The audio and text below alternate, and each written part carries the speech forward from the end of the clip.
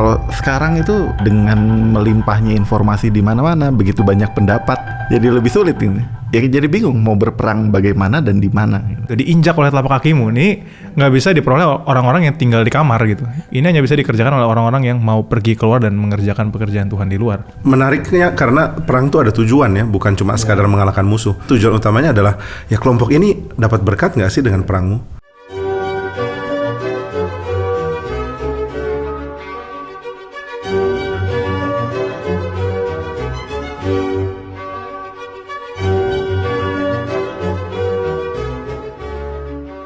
Oke, halo Pak Jimmy. Halo Sam. Halo Denny. Halo. Kita ngobrol-ngobrol lagi. Hari ini kita bahas siapa nih? Kita akan bahas Origen ya hari ini. Ini bapak gereja yang saya yakin sepaham apapun saya tentang Origen, Pak Jimmy lebih paham gitu. Salah satu bapak gereja yang sangat ini sebenarnya berperan di dalam pembentukan doktrin Tritunggal. Tapi ya sayangnya dia cukup disalah mengerti sehingga beberapa kali dikondem, tapi akhirnya juga dikanonisasi lagi jadi orang suci gitu di dalam tradisi gereja Katolik. Jadi ya dia punya sumbangsi cukup besar terutama di dalam doktrin Tritunggal, juga di dalam hermeneutics, di dalam penafsiran, dan mungkin hari ini kita akan cukup banyak sentuh aspek penafsirannya. Nah, dia adalah seorang yang sangat mempengaruhi dua tokoh besar, yaitu Basil dari Kaisarea sama Gregory dari Nazianzus. Jadi mereka waktu kuliah itu mereka bikin klub Origen. Nah, kerjaannya coba mendiskusikan karya Origen dan fokusnya adalah cuma baca karya Origen gitu ya, dan mendiskusikan Origen. Apa yang dibahas dari Origen ini? Kita mau bahas penafsiran dia. Dia punya seri khotbah tentang Yosua ya. Jadi kita mau bahas sedikit soal penafsiran dia mengenai Yosua, terutama di bagian-bagian awal kehidupannya Yosua gitu. Dan saya pikir penafsirannya nggak tahu ya Pak, kayak agak pinggir jurang maksudnya, karena saya rasa gaya penafsirannya kan penafsiran alegoris ya. Yang mungkin di kalangan kita reform tuh biasanya nggak terlalu setuju dengan gaya penafsiran yang seperti ini karena kelihatannya terlalu mengait-ngaitkan gitu. Ini Cuma maksudnya pinggir jurang nih, programnya bisa digerebek atau pinggir jurang? Bentar lagi yang ketok pintu. lebih ke pinggir jurang yang waktu viewer lihat ini bahas Origen mereka langsung akan close ya. Kayak kita hari nggak dengar pembahasan ini. Maksudnya karena nggak tahu, saya rasa ada nuansa kayak gitu Pak ya. Ya sebenarnya kalau kita mau jujur terhadap penilaian kepada Origen, kita mestinya bebaskan dia dari pengertian kita yang udah lebih utuh. Misalnya kalau kita mengatakan dia penafsiran alegoris banget loh, ya zaman itu kayaknya nggak terlalu mengaitkan dengan misalnya gramatika historika atau penafsiran yang melihat pembaca mula-mula, dulu nggak gitu sih, belum sampai ke situ. Jadi mungkin kita harus taruh dia di dalam konteksnya, dan ya di dalam konteks zaman dia memang teologi kan masih developing ya, masih berkembang, cara penafsiran yang lebih setia kepada zaman atau makna awal penulis juga belum banyak berkembang. Jadi ya di dalam zamannya ya memang dia akan berbicara seperti itu sih. Jadi di dalam zaman yang ada itu tuh ada tren ya Pak ya, dalam penggalian Alkitab atau tren apa? Ya tren tentu ada, tapi juga mungkin lebih kepada memang hampir semua orang akan menafsir gaya seperti itu. Pada jadi waktu misalnya itu saja. Misalnya kan ada perdebatan antara Antioquia dan Alexandria, ada yang bilang Alexandria lebih bersifat metaforik, alegoris. Sedangkan yang Antioquia itu lebih literal, tapi dua-duanya itu cukup longgar gitu, cukup alegorik kalau bagi orang modern. Jadi ya jangan bandingkan mereka dengan zaman kita. Atau misalnya kita udah punya pengertian dari konsili-konsili, pengakuan iman yang lengkap dan lain-lain, lalu kita baca Origen lewat misalnya harus berdasarkan Westminster Confession of Faith gitu. Kayaknya kok nggak adil ya, dia mana pernah bisa berinteraksi dengan Westminster Confession of Faith. Jadi ya kalau pakai standar itu, banyak pemikiran dia yang memang dikasih red flag gitu. Tapi ya kalau kita lihat di zamannya memang teologi sedang developing, memang lagi berkembang, meraba kira-kira Alkitab maksudnya apa ya gitu. Ya jadi agak masalah kalau kita bilang Origen itu kurang reform ya Pak ya. Iya. Nanti dia balik tanya reform teh naon. Cuman nggak tahu Pak, maksudnya mungkin bagi orang-orang yang belum familiar dengan alegoris, emang maksudnya alegoris itu emang kayak gimana? Terus emang keberatan kita dengan itu tuh biasanya apa gitu Pak? Ketakutannya mungkin ini ya, kalau penafsiran alegoris itu cenderung akan tidak setia kepada berita Alkitab karena akan menambahkan pandangan pribadi yang tidak ada tidak ada rumusannya gitu. Misalnya kita baca sesuatu lalu kita tafsirkan cukup alegoris, jadi kayaknya kita nggak setia dengan apa yang teks itu mau katakan. Tapi bagi orang-orang yang menafsirkan Alkitab dengan cara itu ya mereka punya reasonnya sendiri sih kenapa mereka lakukan penafsiran alegoris. Tapi penafsiran alegoris memang biasanya lebih menarik untuk didengarkan, termasuk oleh orang-orang awam gitu ya. Kreativitasnya itu asal ini ya, kreatifnya nyambung gitu. Maksudnya ada penafsiran alegoris yang ketika kita dengar kita bilang maksa banget sih gitu.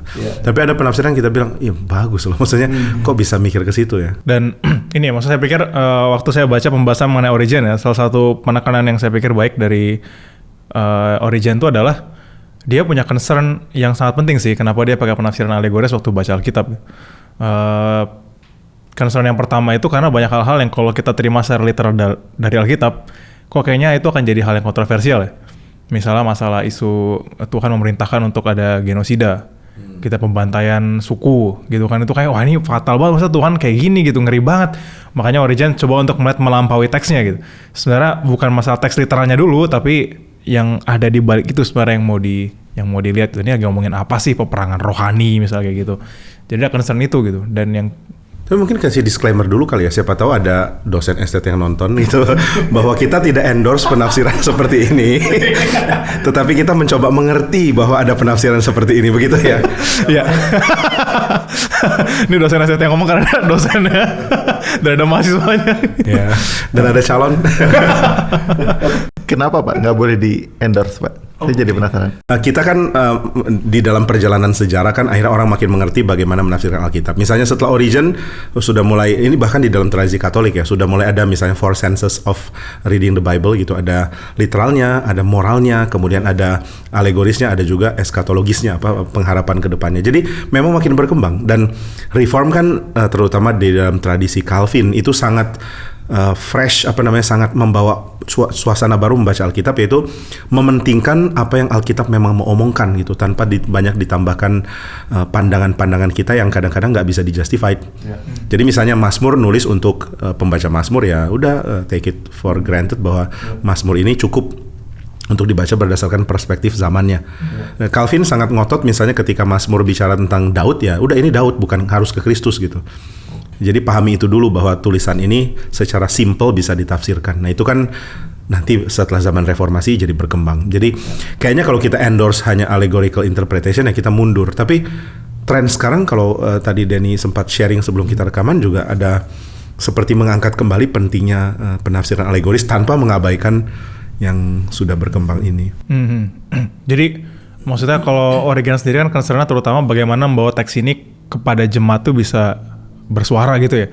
Masa teks ini bisa berbicara kepada jemaat tuh gimana? Karena kadang-kadang kalau dibaca literal kok kayaknya hening gitu rasanya gitu. Sehingga perlu ada penafsiran alegoris. Nah kita kan sebenarnya juga punya concern yang sama Pak ya dalam hermeneutika kita gitu. Bagaimana teks ini berbicara kepada kita. Cuman pendekatannya udah lebih nggak tahu lebih apa ya? Lebih setia sama Alkitab, lebih nggak berani juga bilang gitu ya. Gimana ya? Lebih memperhatikan arti mula-mula mungkin ya, justification buat kitanya. Jadi kita lebih percayalah bahwa kalau Alkitab ditafsirkan berdasarkan view mula-mula, jangan takut kalau itu nggak nyambung, pasti bisa nyambung juga gitu.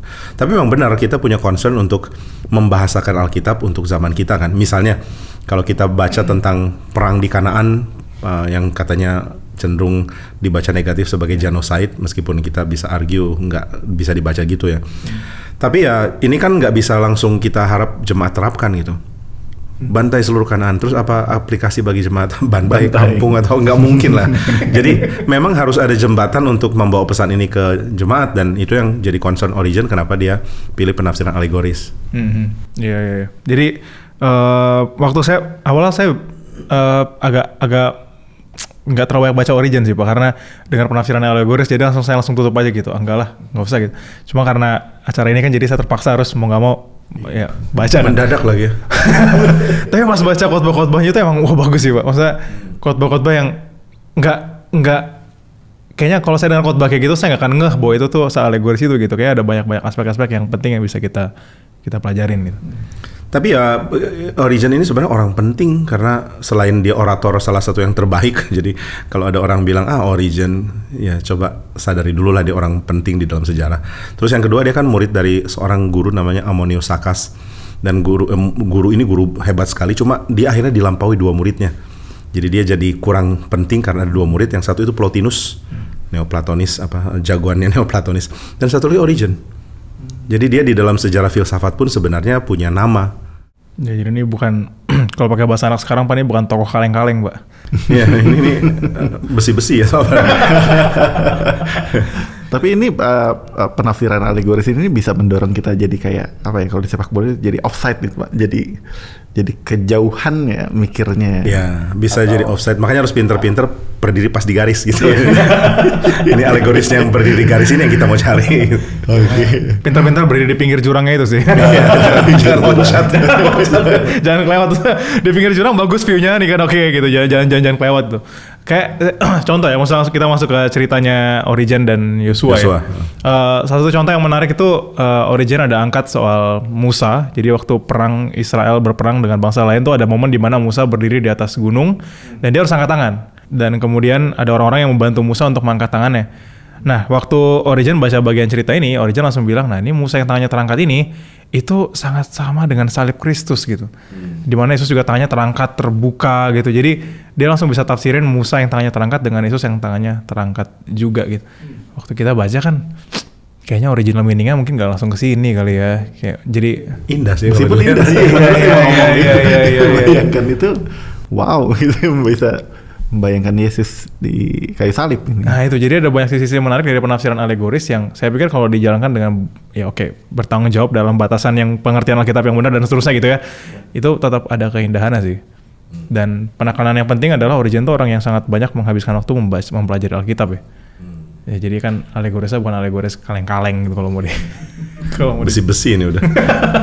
Kita masuk ke bagian pertama. Jadi bagian pertama dari komentarnya Origen terkait dengan ceritanya Yosua ini adalah di Yosua 1 ayat 3 itu. Setiap tempat yang akan diinjak oleh telapak kakimu kuberikan kepada kamu, supaya yang telah kujanjikan, seperti yang telah kujanjikan kepada Musa.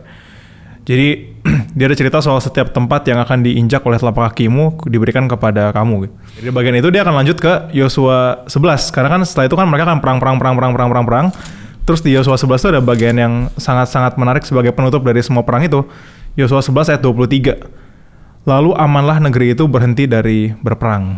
Wah gitu. Jadi setelah dijanjikan, lalu perang, lalu amanlah negeri itu dan berhenti dari peperangan. Nah, Origen langsung kaitin ke kehidupan kita. Dalam kehidupan kita kan juga ada banyak peperangan nih, peperangan rohani, peperangan yang kayaknya nggak akan pernah berhenti gitu, nggak akan pernah berakhir. Nah, bagaimanakah kita menghadapi perang ini gitu? Kapankah perang ini akan berakhir? Nah, di situ masuk ke pertanyaan-pertanyaan yang akhirnya bisa masuk ke perenungan pribadi sih, saya pikir ya. Kalau Origen akan bilang, bagaimana kita menjalani perang ini dengan membaca firman Tuhan setia siang dan malam. Gitu ya. Jadi bagaimana kita bertahan dalam perang ini dengan terus membaca firman Tuhan dengan setia siang dan malam. Sampai situ sih menarik. Cuman terus saya nggak pernah kepikiran poin yang diangkat Origen ini gitu. Origen bilang, kenapa siang dan malam? Karena siang nggak cukup. Sehingga harus ditambahkan malam juga gitu. Gitu. Dan dia lakukan itu sih. Iya itu. Merenungkan firman Tuhan siang itu nggak cukup, maka malam tuh ditambahkan juga gitu. Sementara kita kayak, aduh kayaknya pagi cukup lah ya. Nggak tahu. Saya waktu baca ini sih langsung kepikiran hal yang nggak tahu yang menarik ya. Dan ada tafsiran lain yang mungkin bisa nuansa alegorisnya muncul juga. Cuma siang kan melambangkan kita berinteraksi dengan realitas ya. Sedangkan malam itu kan pikiran kita dalam mimpi gitu. Jadi maksudnya merenungkan firman yang membuat kita terganggu juga waktu tidur gitu. Kepikiran terus sampai tidur pun nggak tenang karena memikirkan firman. Maksudnya ada unsur pergumulan merenungkan firman itu nggak senyaman atau nggak sedamai ketika kita pikir pokoknya kalau saya ngerti firman saya jadi lebih ngerti hidup. Ternyata ada aspek yang mengganggu juga gitu. Karena kita kurang compatible dengan firman Tuhan. Ini bukan Origen sih, mungkin yang saya kutip juga orangnya masih hidup kan. Cuman dalam konteks ini Pak, maksudnya dalam konteks penafsiran alegoris melihat bahwa peperangannya Yosua itu peperangan Israel gitu ya, itu sebenarnya identik dengan peperangan kita di dunia ini gitu. Dan tujuan akhirnya adalah mencari damai. Dan tujuan akhirnya adalah mengejar damai itu at some point akan datang gitu. Jadi kayak ini ya, civis pacem parabellum. Apa tuh Pak? John Wick. Oh, nggak tahu ya. Oke. Oke. Kayaknya pernah tahu. Kamu mau damai, siap perang gitu. Nah ini maksudnya menghayati kehidupan peperangan ini gimana gitu? Maksudnya bagaimana kita melihat peperangan Yosua lalu melihat peperangan hidup kita? Karena alegoris kan identik itu ya, general gitu. Dari cerita yang gak besar dan nanti kaitin ke dalam konteks kita yang besar juga. Tapi nggak akan masuk ke detail-detail lah gitu. Nah detail-detail ini kan mesti kita pikirin sendiri gitu. Nah gimana kita melihat peperangan itu dalam konteks hidup kita ya? Ya, saya membayangkan kalau ngomongin peperangannya Yosua, ini peperangan yang memang Tuhan minta lakukan. Perangi ini, perangi itu, perangi satu persatu gitu. Dalam hal hidup kita apakah juga hal yang sama ya? Bisa berlaku juga nggak ya? Apakah Tuhan meminta kita secara secara spesifik detail, peranglah di sini, peranglah di situ, peranglah di sini. Tempat gitu ya, lokasi tempat gitu ya. Atau iya. Iya, ada nggak ya motif? Apakah memang panggilan kita untuk berperang? Pastinya ya, karena di surat-surat Paulus juga kan ada penekanan tentang berperang lawan kuasa jahat lah, berperang lawan hawa nafsu, berperang lawan hidup yang lama. Jadi nuansa perangnya selalu ada sih. Memang akhirnya kan di spiritualize kan, kita nggak cari musuh yang kelihatan, tapi musuh yang membuat kita jauh dari Tuhan. Iya, iya. Nah, apakah ini sama nih yang dimaksud dengan origin? Karena kalau perangnya Yosua itu kan perang penaklukan gitu Pak, menaklukkan daerah, menaklukkan lokasi, menaklukkan tempat gitu. Apakah dalam konteks kita sekarang juga sama gitu? Masih ada tempat yang kita taklukkan juga gitu. Atau ini peperangan rohani yang emang ya di kantor itu taklukkan, di STT takluk, enggak ya. biasanya kita sekolah kita. Biasanya kita amanlah negeri itu berhenti dari berperang lah. Aman. Are you sure? Tapi anyway, tapi poin bagus ya, maksudnya kadang-kadang kan seperti yang saya bilang tadi ya, kita cuman lihat bukan cuma lah, kita lihat perang itu dalam nuansa bertahan, kita mengalahkan sisi jahat dan lain-lain. Tapi merebut tempat juga poin penting sih, bahwa kita ditargetkan Tuhan untuk reach gitu, ada satu spot yang harus kita menangkan, entah itu tempat kita kerja mungkin, atau tempat kita kuliah, atau tempat kita ada di tengah-tengah masyarakat. Nggak tahu, kalau bisa disambungin ya pasti menarik ya. Maksudnya sama seperti Tuhan sertai Yosua, Tuhan juga akan sertai kita. Tapi juga sama dengan Israel punya isu-isu trust, kita juga ada isu-isu itu gitu.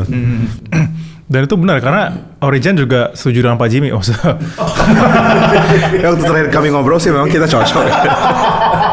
Soalnya Origin juga bilang hal yang sama, kan maksudnya peperangan ini poinnya dimulai dari janji Tuhan yang bilang bahwa setiap tempat yang akan diinjak oleh telapak kakimu gitu. Ada poinnya itu, diinjak oleh telapak kakimu. Ini nggak bisa diperoleh orang-orang yang tinggal di kamar gitu, yang nggak mau keluar gitu.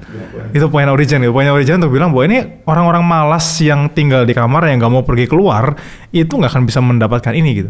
Ini hanya bisa dikerjakan oleh orang-orang yang mau pergi keluar dan mengerjakan pekerjaan Tuhan di luar. Makanya ada praktek 2 bulan nih. Nggak di kamar terus. Saya belum pernah menginjak malang gitu. Jadi ada nuansa itu sih. Saya pikir itu menarik ya, penekanan itu ya. Dan ini di depan sudah dijanjikan kemenangan ya sebenarnya. Jadi peperangan yang harus kita jalani ini bukan peperangan dalam ketidakpastian apakah bisa menang atau enggak, atau mesti apa, seperti sudah dijaminkan. Bukan seperti ya, memang sudah dijaminkan kemenangan. Makin sadar betapa bebalnya mereka ya, maksudnya dijanjikan kemenangan oleh Tuhan yang sudah membuktikan diri, mereka masih nggak percaya. Dan kita ya mirip mereka juga. Iya. Dan Origin memang mengarahkan kita untuk langsung berpikir konteks kita nih. Dan itu ya, maksudnya itu yang menarik kan, melihat cerita ini. Kadang-kadang kita kan kalau baca Israel berperang, kita kayak oh ya mereka perang gitu. Tapi mungkin kadang-kadang poinnya kita jadi gagal untuk lihat kita pun juga sedang berperang gitu. Dan mentalitas perang yang dibawa oleh Yosua itu juga mentalitas perang yang sebenarnya bisa kita bawa dalam kehidupan kita. Tapi itu vibes-nya jadi agak alegoris nggak sih Pak? Enggak juga. Ya memang ini suasana alegoris lah bahwa Origin. Iya. Ya itu gitu. Nah makanya saya pikir kira-kira dalam kondisi perang, kalau kita ingat cerita Yosua, kira-kira kita kepikiran apa gitu terkait dengan berperang, terkait dengan bagaimana kita hidup, terkait dengan bagaimana kita mau pergi keluar. Dan ingat ketika kita melangkah, ya Tuhan sudah janjikan kemenangan. Dalam perang yang memang Tuhan sudah tentukan ya, bukan perangnya kita sendiri. Nah mungkin pertanyaannya, kita kadang salah memilih perang. Atau dibaliknya tahu dari mana ini perang dari Tuhan ya. Jangan-jangan gimana caranya? Kita memang cari ribut sendiri. Terus Tuhan bilang siapa yang suruh? Kita lagi kanan-kananin orang banyak. Kanan-kananin orang. Tapi itu gimana? gimana Origin ngomongnya gimana? Di bagian yang ini sih Origin nggak terlalu banyak bahas soal apa yang harus di-conquer ya, tapi dia bahas soal sikap kita waktu kita mau menjalankan ini gitu. Jadi dia nggak ngomongin soal tempatnya tuh di mana, tapi dia ngomong kita tuh harus gimana gitu. Jadi udah diasumsikan kita udah tahu dulu dan sekarang responmu gimana? Iya.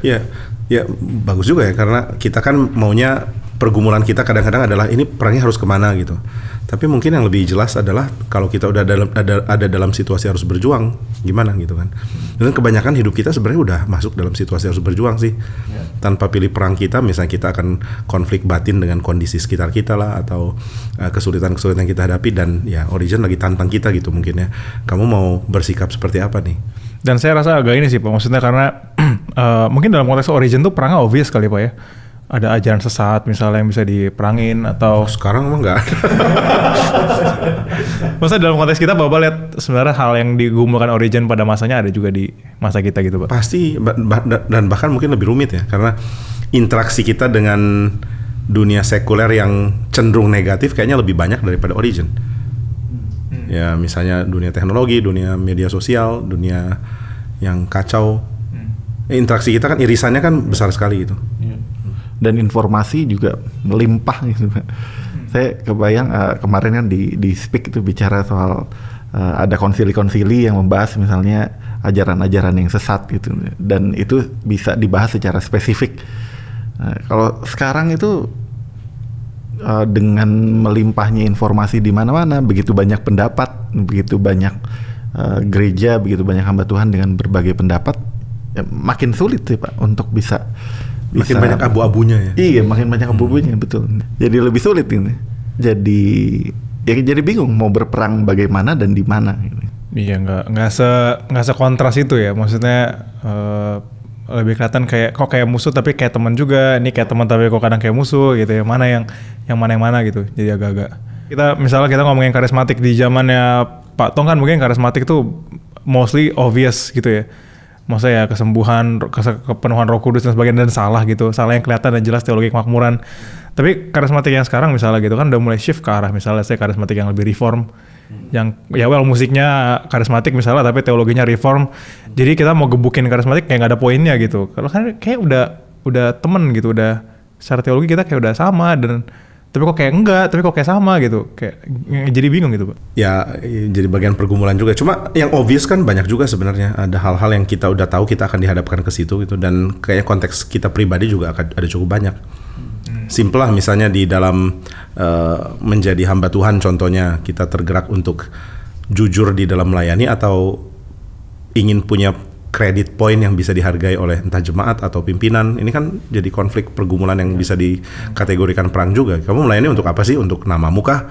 Atau benar-benar untuk Tuhan? Atau ya janjinya sih untuk Tuhan tapi somewhere in between kok ada plesetan-plesetan atau ada pinggir jurang yang membuat kita sendiri goyah gitu. Jadi peperangannya ada yang obvious juga sih. Ya atau kalau misalnya dari jemaat awam ini semua lagi bicara soal ekonomi gitu. Ekonomi makin sulit, ekonomi makin sulit. Sehingga hal-hal yang penting mulai jadi terlihat tidak terlalu prioritas karena semua fokusnya ke kondisi ekonomi, ke pekerjaan, PHK di mana-mana dan lain-lain ini. Jadi gereja dan pelayanan juga bisa jadi agak tersingkir. Ini mungkin bagi banyak orang juga peperangan tersendiri ya, untuk bisa memprioritaskan apa yang harus diprioritaskan dalam kondisi apapun. Sejujurnya kalau yang kayak gitu ya, saya sempat baca khotbahnya Origin, dia agak keras sih untuk bagian yang itu sih.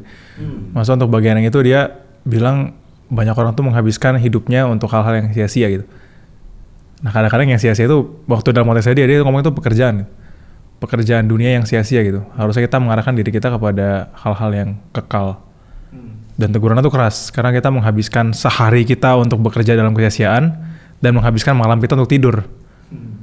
Jadi siang malam renungan firman. Seharusnya exactly itu kan Pak. Harusnya day and night itu renungan firman, meditasi firman. Ini day-nya work, night-nya sleep. Mana meditasinya gitu.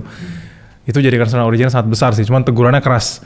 Yang bagi saya, tapi ada orang itu emang benar-benar survivalnya tuh sangat bergantung sama daily work-nya sih gitu. Yang gak ada waktu untuk Tapi lagi-lagi balik ke konteks zaman dia, karena di zaman dia kan pekerjaan itu sesuatu yang dilakukan karena kita mau mendedikasikan diri kita ke Tuan Tanah misalnya, karena di zaman itu pastinya yang ada adalah raja, kemudian orang-orang yang mempunyai kontrol atas tanah, dan kerjaannya ya apa ya, kalau saya memperhamba diri menjadi yang kerja di ladang untuk para tuan-tuan ini, ya saya habiskan waktu untuk orang-orang ini gitu.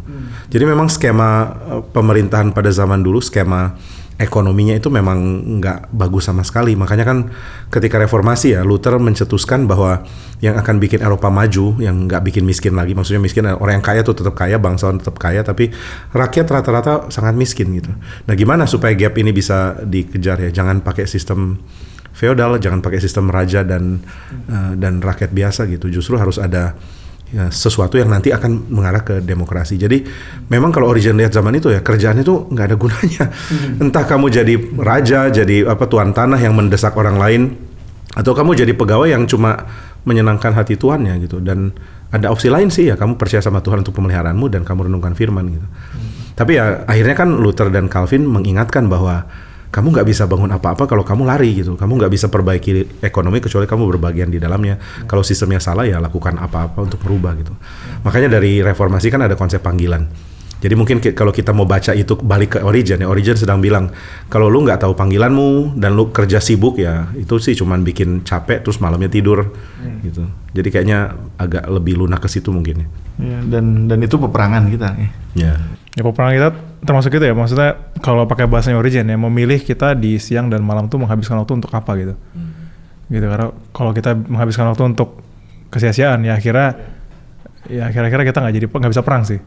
Bagi Origen, orang-orang yang menghabiskan waktu dalam kesia-siaan itu orang yang tidak menjalankan kakinya keluar rumahnya gitu.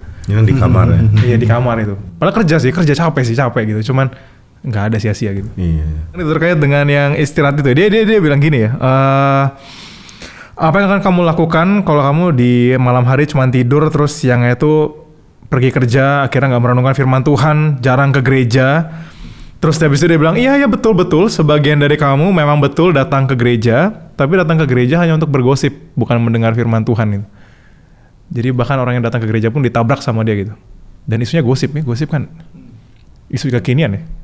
Tapi ternyata di zamannya Origen juga ada orang-orang yang datang ke gereja untuk bergosip doang gitu, bukan untuk mendengar firman Tuhan.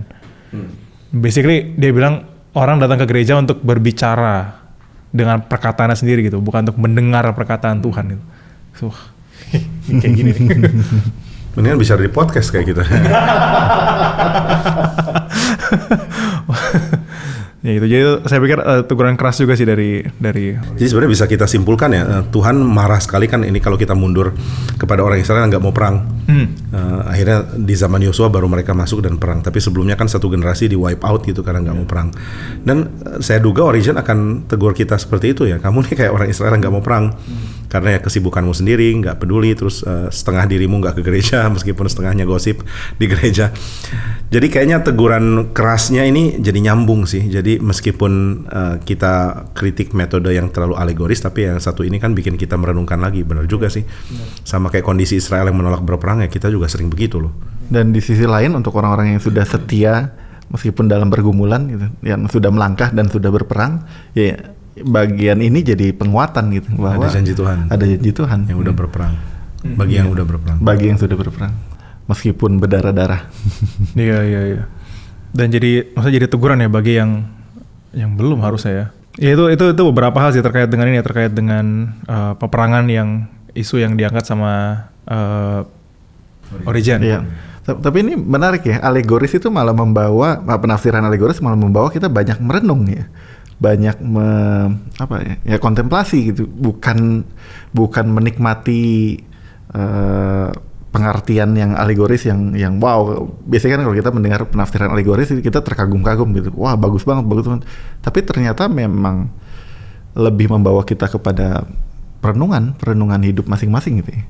Apa memang Origen mengarah ke situ ya, Den? Ya ada penafsiran yang alegoris bagus, ada yang jelek juga. Tentunya. Yang jelek itu yang maksa kan. Kadang-kadang penafsir punya konteksnya sendiri terus dipaksain masuk.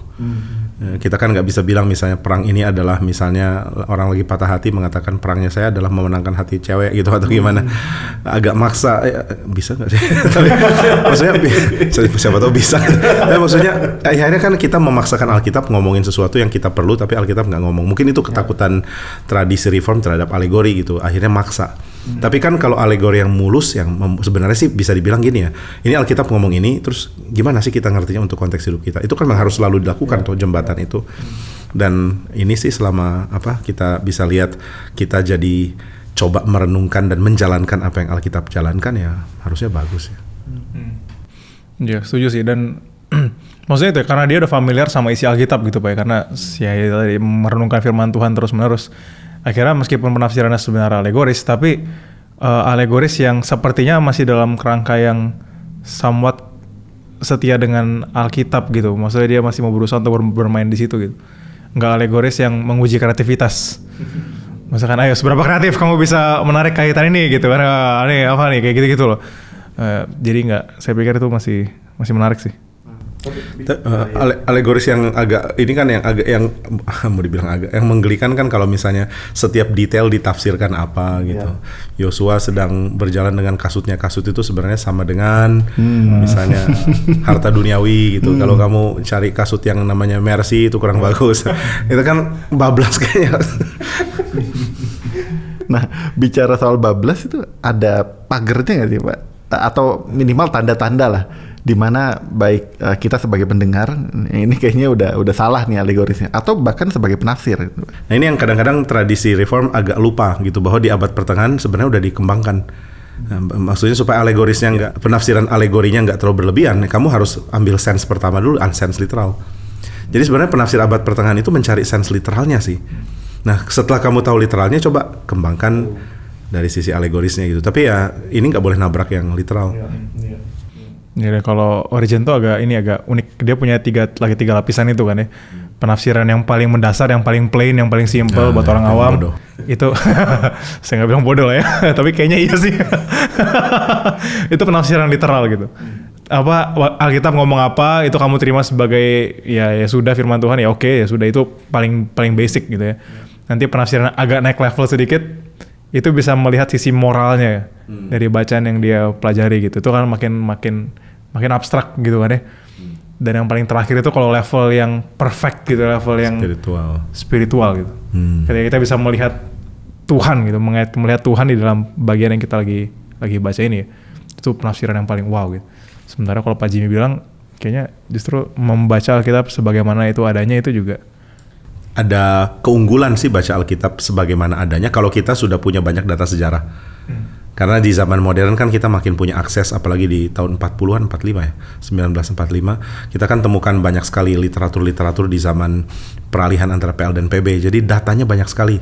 Jadi kita bisa tahu misalnya, oh ternyata zaman kuno tuh kayak gini. Nah kayaknya tanpa dibekali dengan hal-hal seperti ini memang agak sulit bagi kita untuk ambil sense literal, tapi kita nggak ngerti konteks. Misalnya kita kurang ngerti konteksnya Yosua atau dalam perjanjian baru Matius dan lain-lain. Lalu kita coba pahami secara literal. Akhirnya kan kita bawa budaya kita ke dalam pembacaan itu dan itu yang sulit. Nah maka memang benar harus ada sense study gitu, bahwa harus ada sense ini literalnya begini dan literalnya ternyata juga nggak terlalu akurat karena nggak sesuai dengan data-data tentang zaman kuno. Maka harus ditarik moralnya apa nasihatnya untuk kita hidup suci. Dan yang terakhir adalah apa yang kita bisa alegorikan untuk mengerti sisi spiritual. Jadi memang wajar ya ini yang berkembang. Nanti kemudian setelah reformasi banyak data-data tentang tradisi Israel, tradisi kekristenan awal, tradisi para rasul, kita ngerti konteks zamannya, baru kelimpahan menafsirkan literalnya jadi besar. Jadi ya memang tanpa pengertian historisnya, penafsiran literal cenderung akan bikin orang bilang agak bodoh tadi atau apa. Kok gini doang gitu ya, bisa cenderung ke situ ya. Dan tapi bicara soal Alkitab sendiri kan ada benang merah dari PLPB dan keseluruhan itu benang merahnya ya Kristus gitu. Dan untuk bisa mengerti itu harus ada penafsiran secara alegoris. Ini gimana ya Pak?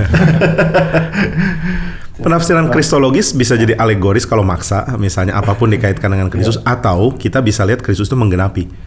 Jadi misalnya kalau segala sesuatu dikaitkan dengan Kristus bisa nggak nyambung. misalnya apa ya yang selalu dikaitkan dengan Kristus, Simpson mengalahkan singa itu seperti Yesus mengalahkan dosa gitu. Oke. Bisa juga ya. Tapi intinya gini ya, kita kan mau memahami Kristus setelah kita ngerti dulu cerita Perjanjian Lama, dan Kristus ternyata penggenap. Bukan kita berusaha memahami cerita Perjanjian Lama dengan terus-menerus interupsi kristologis gitu. Terus-menerus diinterupsi dengan Kristus.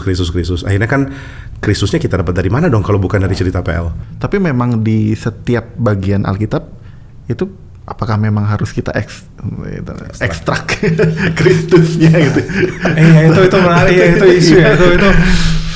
Karena di bagian, masa kalau kita ambil perspektif yang lain, jatuhnya nanti apakah di setiap bagian Alkitab itu kita mesti ekstrak, tarik keluar firman Tuhannya gitu? Karena nggak semua Alkitab sebenarnya ya jadinya gitu. Alkitab tuh ada firman Tuhannya, tapi nggak semua firman Tuhan. Masa kayak gitu kan? Jadi kan masa kayak gitu. Disclaimer, saya belum pernah mengajar Alkitab. Maksudnya saya bukan ngasih pandangan saya.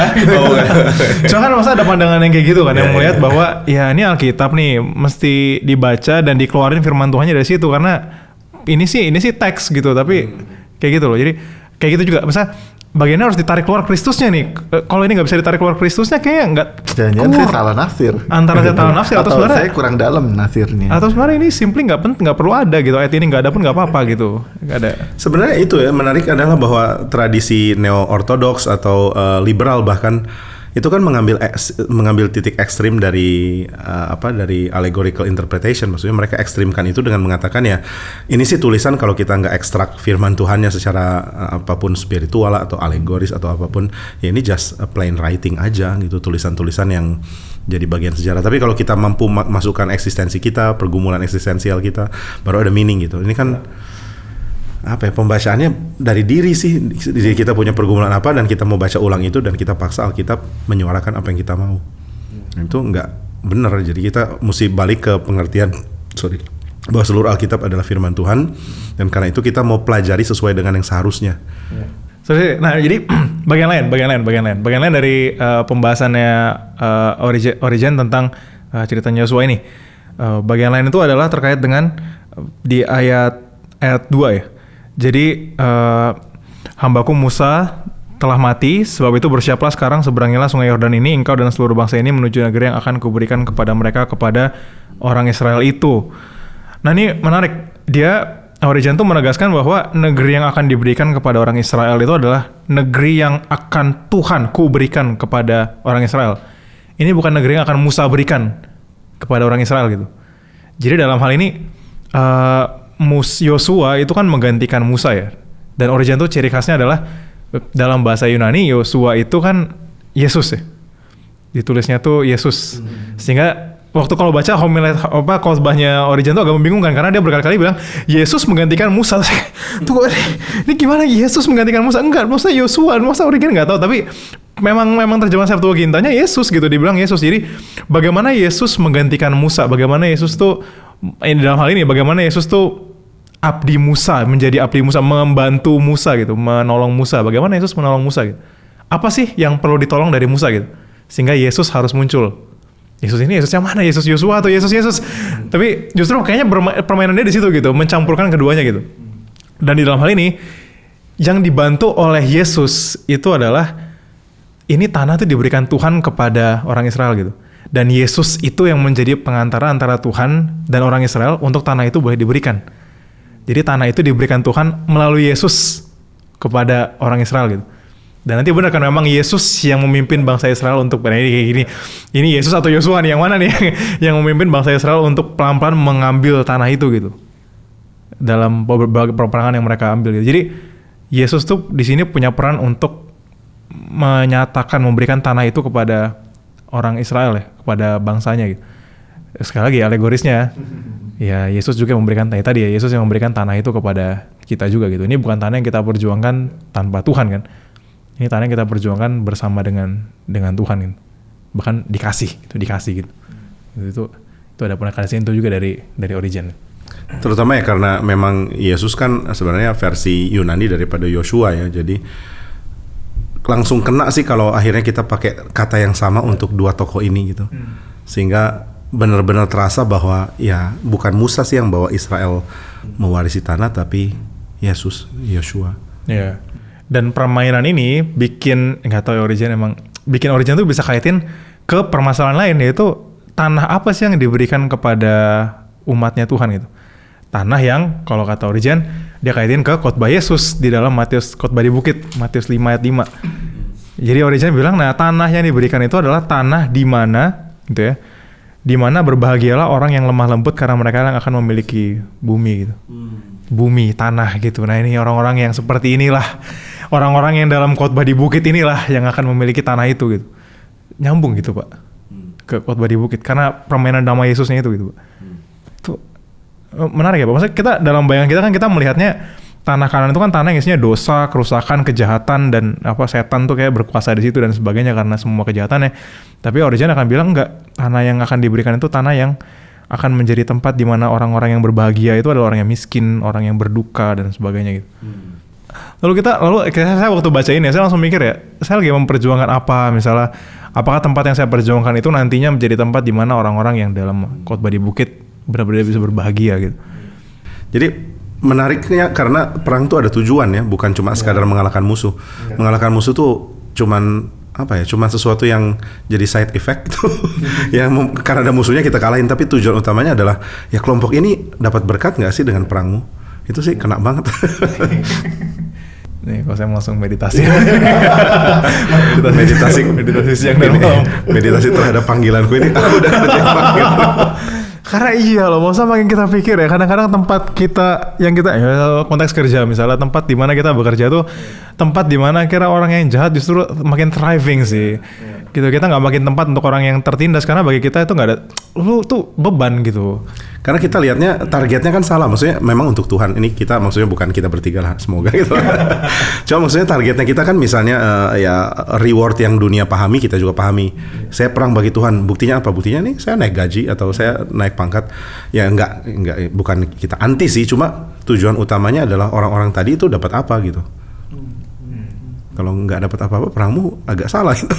Ujungnya bukan Yosua tapi Beelzebul. Jadi nyambung sama yang ayat 3 tadi, ini kan Tuhan udah menjanjikan kemenangan itu, pasti menangnya pasti. Tapi tunggu dulu, definisi kemenangan yang dimaksud ini bukan definisi kemenangan dunia gitu. Tapi ya yang tadi Origen jelaskan juga ya. Maksudnya memperjuangkan tempat yang memberikan ruang bagi orang-orang yang dideskripsikan di Matius. Maksudnya benar, itu makin dipikir tuh makin maksudnya jadi mikir ya, saya sebenarnya kerja tuh misalnya konteksnya saya pendidikan gitu kan, saya mikir saya di sekolah tuh ngajar itu gimana ya, maksudnya pastilah ada siswa-siswi yang agak lebih terpencil, misalnya ada siswa-siswi yang lebih unggul, siswa-siswi yang gampang muji guru, siswa-siswi yang kelihatannya kayak nggak bisa gitu kan ya. Maksudnya kepada siswa-siswi yang nggak bisa itu saya ngapain, kepada siswa-siswi yang kelihatannya pintar saya ngapain, kayak gitu loh. Apakah yang nggak bisa ini makin nggak ada tempat justru di kelas saya gitu, dengan cara ngajar saya gitu.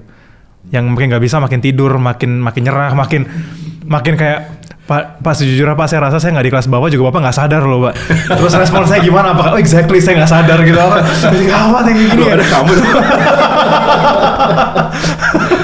Kayak gitu loh, itu kan. Tapi kamu ada posisi unik ya. Kamu sebagai guru yang bisa memperlakukan itu di SKC, tapi kamu juga sebagai murid yang bisa diperlakukan itu di STT. Lo ada kamu tuh ada. Nah, ini mungkin kalau ada dosen-dosen yang diincer bisa forward rekaman episode ini. Pak, tolong perhatikan tempat kami yang tertindas Pak. Iya. Ya tapi indah gitu. Ya kayak di kantor itu kan ada masa-masa penilaian gitu. Masa-masa penilaian itu dan ya tentunya orang-orang yang memang kerjanya benar ya akan dapat nilai yang baik gitu. Tapi itu ternyata bukan tujuan peperangan ini gitu. Ya kita orang Kristen pun sekalipun saya pun juga ada kebanggaan, ada kesenangan. Tapi ketika mendengar hal tadi ya diingatkan lagi ya, itu terlalu rendah bahkan untuk bisa dijadikan definisi sebagai goal kita dalam bekerja atau apalagi dalam konteks peperangan gitu. Tapi ada yang menarik ya, peperangan kan melakukan sesuatu demi kebaikan bersama selalu. Jadi maksudnya ketika orang-orang yang didefinisikan oleh Kristus di khotbah di bukit ini ditampung dan di-include ya, ada kemajuan bersama, ada kesenangan bersama gitu. Dan ini hanya mungkin dilakukan dengan ada perubahan karakter, pendidikan atau ya Tuhan terlibat di dalamnya gitu. Karena kalau enggak kan kita jadi seperti endorse misalnya kemalasan lah, endorse kejahatan, endorse ketidakmauan berperan gitu. Nah ada orang-orang memang sampah masyarakat yang disuruh ngapain pun nggak mau gitu, ditegur nggak mau. Kayaknya bukan mereka sih targetnya, tapi orang-orang yang ya mungkin diperlakukan nggak adil kah atau nggak dapat kesempatan yang sama karena nggak diberikan perhatian yang seharusnya. Nah ini kan kelompok-kelompok yang kita mau jadi berkat untuk mereka gitu. Dan kalau malah di tempat kerja kita akhirnya orang-orang yang let's say misalnya jadi penjilat itu yang thriving gitu kan ya, itu malah jadi mungkin kita nggak lagi menjalankan ini ya, maksudnya menjalankan baik perintah Tuhan untuk berperang maupun berperang dengan tujuan yang benarnya gitu. Ya kita perang sih, kita jadi kaya misalnya, terus kita rasa ini uang buat persembahan buat gereja dan sebagainya gitu kan ya. Tapi dalam hal mengadakan tempat bagi orang itu di dalam konteks kerja kita gitu. Dan ketika bertemu dengan orang-orang yang seperti itu, yang menjilat atau yang apa untuk mendapatkan hal-hal itu, ya ketika membaca ini jadi nggak terdistract gitu. Oh ya udah, ya, fokus saya ke sini gitu. Fokus saya mengerjakan perang yang memang Tuhan suruh saya kerjakan dengan tujuan yang Tuhan kasih tahu melalui firman ini. Ya fokus saya ke sana gitu. Meskipun menyakitkan dan menyebalkan gitu bertemu dengan orang-orang yang seperti very ini. annoying loh, ngeliatin orang yang ngejilat terus makin naik, ini makin jadi orang penting ya ini orangnya. Udah kali kelima loh dia masih gue aja. Ada apa ya mau share? Silakan. Kayak very common issue gitu. Atau ya itu orang yang gosip jadi thriving gitu kan ya. Orang-orang yang gosip justru dapat kuasa untuk mengubah orang, karena kan dengan gosipnya, dengan gosip saya ini saya bisa menggerakkan banyak orang gitu loh. Kamu mau digosipin nama saya? Wah gawat tuh. Wah jadi ini yang bergosip yang punya kuasa ini gawat ya gini ya. Korban penjilat dan korban gosip. Mungkin ini tadi makanya Origin ngomongin soal gosip di gereja juga terjadi. Ya kayak gitu-gitu loh. Memang keluasan untuk melihat Alkitab mengaitkan ini dengan itu. Tapi menariknya ini ya, fokusnya pada akhirnya penafsiran alegoris ini bukan kepada lambang-lambang atau kiasan-kiasannya itu, tapi terhadap, ya balik lagi terhadap aplikasi dan perenungannya gitu, membawa kita ke sana. Jadi kayak Pak Jimmy bilang sih, kalau misalnya alegoris yang bukan lagi penjilat kan ya? Bukan. Lanjut. Saya nggak ada kelas bapak, aman Pak. Oh, ya. Maksudnya alegoris yang jelek ya pasti bakal interpretasi dengan detail gitu ya, kayak ini air itu apa, tanah itu apa dan sebagainya. Tapi alegoris yang bagus itu kan benar-benar bisa nangkap secara intinya dia mau ngomong apa, terus dia bisa kaitin itu dengan, dan very practical kan, sebenarnya Origin dari awal kan ya, membawa pergumulan Alkitab kepada jemaat gitu. Dan saya rasa waktu baca khotbah-khotbahnya dia benar-benar berhasil sih dari pembacaan saya. Nggak tahu jemaatnya gimana ya, bisa khotbah bagus yang denger kayak apa sih gitu kan ya, nggak tahu juga. Udah suuzon sama jemaatnya. Tapi concern itu kan yang harusnya jadi ada ya, bukan concern fantasi kita gitu, misalnya oh ini cocok kalau dikaitkan ke sini. Dan kadang-kadang kan kita baca itu terutama misalnya untuk aspek eskatologi. Oh ini binatang yang keluar dari laut, oh ini kayaknya Vladimir Putin atau Donald Trump atau siapa, atau bos saya ini. Mesti dijilat mungkin baru.